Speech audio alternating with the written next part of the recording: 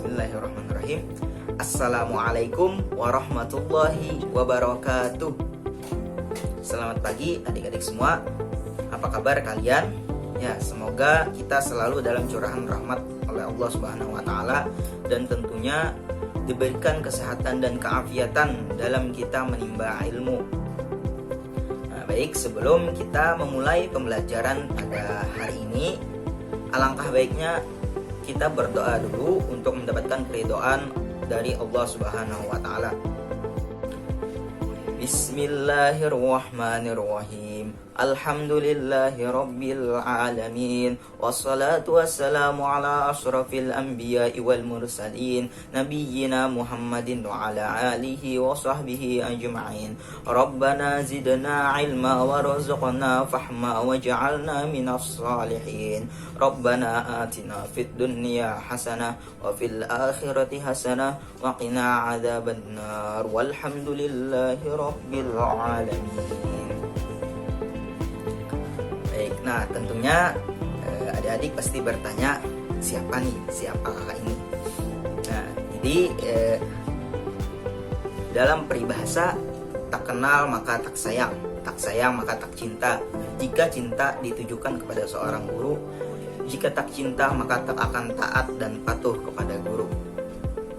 Perkenalkan, nama kakak Aris Sahari Salam, yang merupakan mahasiswa dari UIN Antasari Banjarmasin, di mana insya Allah dalam 1 bulan ke depan kakak akan mengajar di kelas kalian untuk mata pelajaran pendidikan agama Islam dan budi pekerti. Pada pertemuan pertama ini kita akan belajar bab 1 mengenai beriman kepada kitab-kitab Allah Subhanahu wa taala. Adapun dalam pembelajaran ini, tujuan pembelajaran yang kita capai yaitu yang pertama, menjelaskan pengertian beriman kepada kitab-kitab Allah Subhanahu wa taala. Yang kedua, menunjukkan dalil nakli beriman kepada kitab-kitab Allah Subhanahu wa taala. Yang ketiga, menyebutkan macam-macam kitab Allah Subhanahu wa taala. Dan yang keempat, memahami hikmah beriman kepada Allah Subhanahu wa taala. Nah, mengenai beriman, apakah Dinda semua ada yang tahu apa itu iman? Nah, bagaimana iman menurut Islam? Secara bahasa, iman berarti percaya. Nah, kita tahu, kita percaya adanya Allah Subhanahu wa taala. Tetapi apakah kalian tahu apa hakikat iman? Nah, jadi iman di dalam pengertian para ulama, di mana disebutkan bahwa iman itu ialah mempercayai di dalam hati, mengucapkan dengan lisan, dan melakukannya dengan perbuatan. Yang demikian tadi merupakan pengertian iman secara sempurna. Nah, adapun selemah-lemahnya iman ialah meyakini di dalam hati. Maka dalam hal ini jumhur ulama berpendapat, jika kalian melihat adanya orang di jalan yang sedang mabuk-mabukan, ataupun yang kalian lihat ketika azan dikumandangkan dia tidak sholat, maka jangan katakan dia merupakan orang yang tidak beriman, karena pasti sepreman-premannya orang ada keyakinan di dalam hatinya dalam memeluk agama Islam. Mana jika ditanya agamanya, maka dia menyebutkan dia itu Islam. Nah, di sini kenapa disebut dengan lemah iman? Karena dia hanya meyakini di dalam hati, namun tidak melakukannya dengan perbuatan. Maka ketika iman yang sempurna ialah meyakini di dalam hati bahwa tiada Tuhan selain Allah dan Rasul adalah utusan Allah. Kemudian menyebutkannya dengan lisan, asyhadu an la ilaha illallah wa asyhadu anna Muhammadar Rasulullah. Lalu kemudian mengerjakannya dengan perbuatan, yaitu dengan melaksanakan rukun Islam. Memasuki materi kita yang pertama, yaitu pengertian beriman kepada kitab-kitab Allah. Nah, apa pengertian beriman kepada kitab-kitab Allah?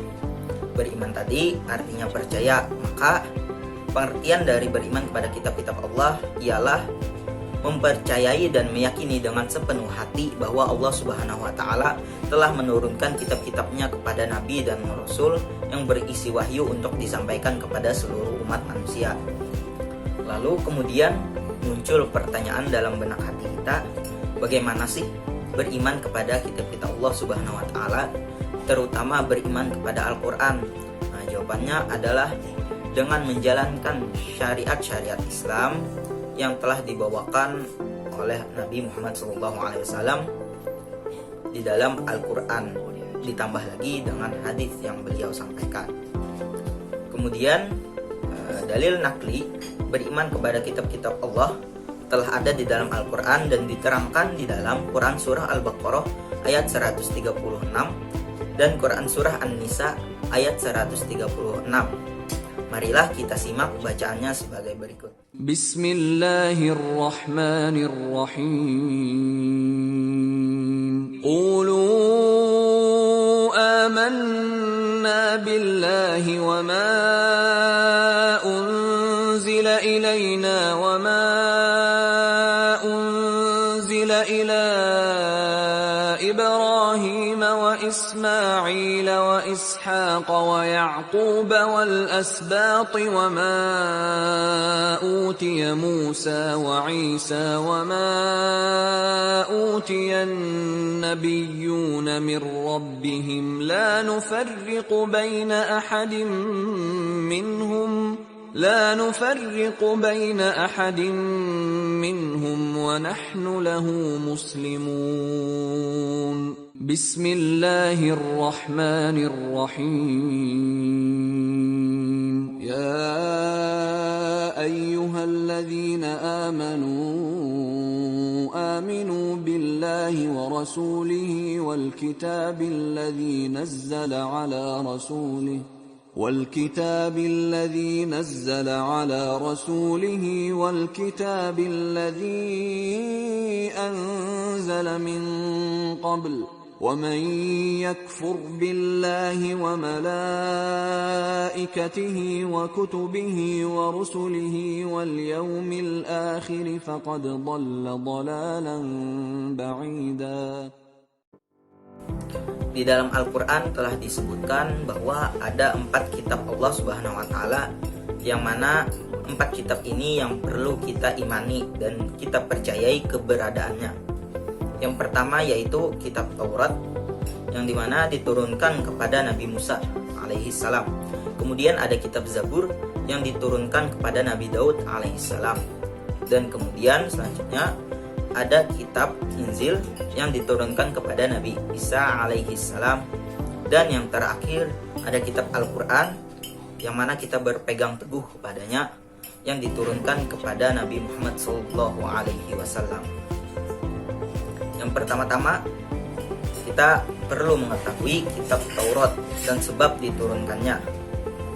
Yang pertama ada kitab Taurat, yang mana diturunkan kepada Nabi Musa alaihissalam sebagai pedoman dan petunjuk bagi Bani Israel. Nah, sesuai dengan firman Allah Subhanahu wa taala, dan kami berikan kepada Musa kitab Taurat dan kami jadikan kitab Taurat itu petunjuk bagi Bani Israel dengan firman, janganlah kamu mengambil penolong selain aku, dalam Quran Surah Al-Isra ayat 2. Nah, dimana dalam penjelasan ini kita mengetahui sebab diturunkannya kitab Taurat kepada Nabi Musa alaihissalam adalah untuk ditujukan kepada Bani Israel untuk memperbaiki perilaku-perilaku mereka. Nah, isi di dalam kitab Taurat ini pun ada 10 pasal, yang dimana 10 pasal ini yaitu yang pertama, jangan ada pada Tuhan lain di kehadiratku. Artinya di sini jangan menyembah atau menyekutukan Tuhan selain Allah Subhanahu wa taala.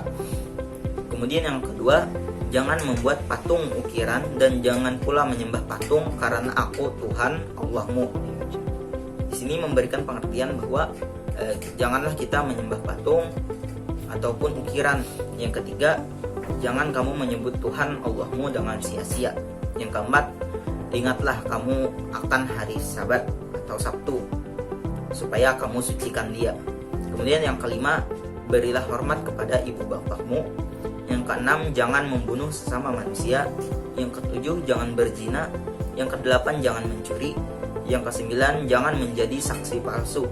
Yang kesepuluh, jangan berkeinginan memiliki hak orang lain. Kemudian yang kedua, ada kitab Zabur, di mana kitab ini diturunkan kepada Nabi Daud alaihissalam sebagai pedoman dan petunjuk bagi umatnya, sesuai dengan firman Allah Subhanahu wa taala dalam Quran surah Al-Isra ayat 55, dan kami berikan Zabur kepada Daud. Nah, adapun isi dari kitab Zabur sendiri yaitu berisi 150 pasal yang mana memuat tentang doa-doa, zikir-zikir, nyanyian-nyanyian, dan tentunya nasihat-nasihat dan hikmah-hikmah. Kemudian yang ketiga, ada kitab Injil, yang mana ini diturunkan kepada Nabi Isa alaihissalam dalam bahasa Suryani. Nah, kitab Injil diturunkan sebagai bentuk dan turunan bagi Bani Israel. Nah, sedang dari kitab Taurat tadi diturunkan dalam bahasa Ibrani, sedangkan di kitab Injil diturunkan dalam bahasa Suryani. Namun ditujukan kepada umat yang sama, yaitu Bani Israel. Allah Subhanahu wa taala berfirman yang artinya, dan kami iringkan jejak mereka nabi-nabi Bani Israel dengan Isa putra Maryam membenarkan kitab yang sebelumnya, yaitu Taurat, dan kami telah memberikan kepadanya kitab Injil, sedang di dalamnya ada petunjuk dan cahaya yang menerangi dan membenarkan kitab yang sebelumnya, yaitu kitab Taurat, dan menjadi petunjuk serta pengajaran untuk orang-orang yang bertakwa. Selanjutnya yang terakhir ada kitab Al-Quran.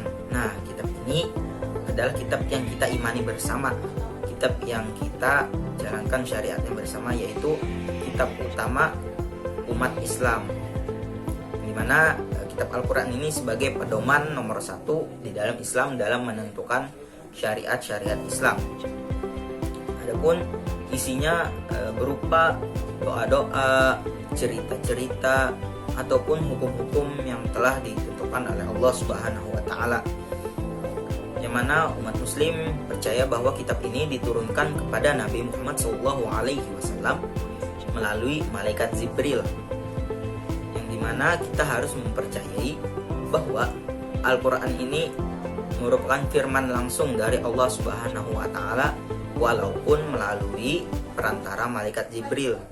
Tapi isinya kita harus mengimani bahwa 100% isinya dari Allah Subhanahu wa taala dan tidak berubah sama sekali. Kitab ini diturunkan secara berangsur-angsur kepada Nabi Muhammad SAW selama 22 tahun, 2 bulan dan 22 hari, atau rata-rata 23 tahun.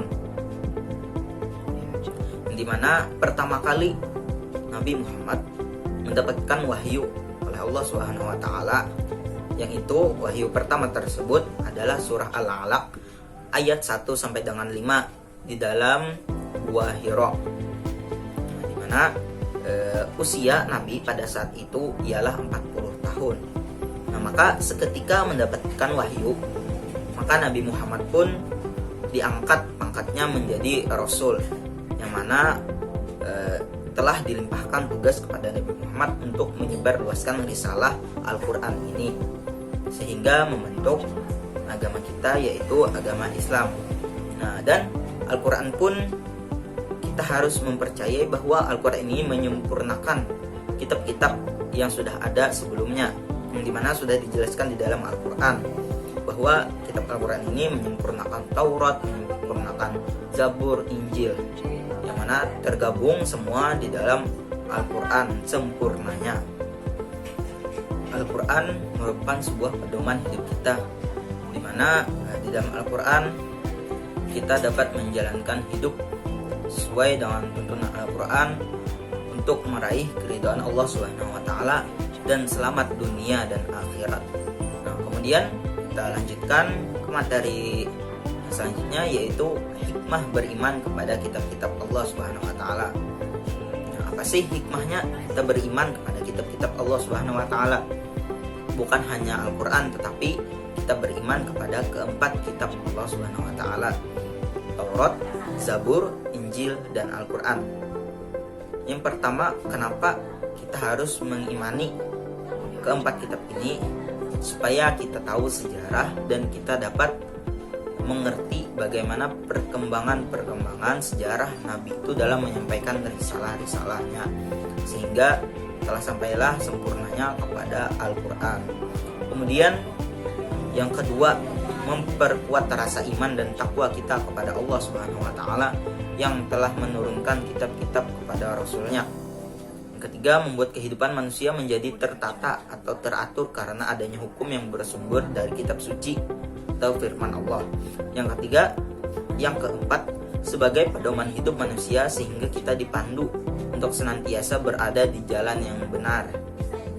Yang kelima, semakin termotivasi untuk menjalankan perintah-perintah Allah karena di sana ada janji-janji Allah yang berupa kenikmatan yang sesungguhnya seperti surga, bidadari, ketenangan, dan lain-lain. Kemudian yang keenam, begitu juga sebaliknya, semakin bersemangat untuk menjauhi larangan-larangan Allah Subhanahu wa taala karena di sana ada ancaman berupa neraka, azab, kesedihan, dan lain-lain. Baik itu azab mulai dari di dunia ini sampai azab di akhirat kelak. Maka pada intinya hikmah kita beriman kepada kitab-kitab Allah Subhanahu wa taala ialah untuk menjadi pedoman hidup kita sebagai petunjuk jalan hidup kita dalam mengarungi kehidupan ini. Kita harus tahu membedakan yang mana yang benar dan yang mana yang salah. Maka yang benar itulah yang kita jalankan dan yang salah kita tinggalkan sesuai dengan perintah Al-Quran. Ada yang wajib, ada yang haram. Ditambah lagi dalam fikih ada yang makruh, ada yang mubah, dan ada yang sunnah. Demikianlah pembelajaran kita pada hari ini, yang mana materi kita yaitu beriman kepada kitab-kitab Allah Subhanahu wa taala. Kitab-kitab Allah Subhanahu wa taala ada 4, yaitu yang pertama Taurat yang diturunkan kepada Nabi Musa alaihissalam. Yang kedua, kitab Zabur yang diturunkan kepada Nabi Daud alaihissalam. Yang ketiga, kitab Injil yang diturunkan kepada Nabi Isa alaihissalam. Dan yang kemudian penyempurnanya sebagai pedoman hidup kita yaitu kitab Al-Quran yang diturunkan kepada Nabi Muhammad SAW. Maka dengan ini berakhirlah pembelajaran kita pada hari ini. Hanya ini yang dapat kakak sampaikan. Semoga dapat bermanfaat dan semoga dapat diterima oleh akal dan pikiran kita, sehingga kita akan benar-benar beriman kepada kitab-kitab Allah Subhanahu wa taala dan menjalankan syariat-syariatnya. Terima kasih. Wassalamualaikum warahmatullahi wabarakatuh.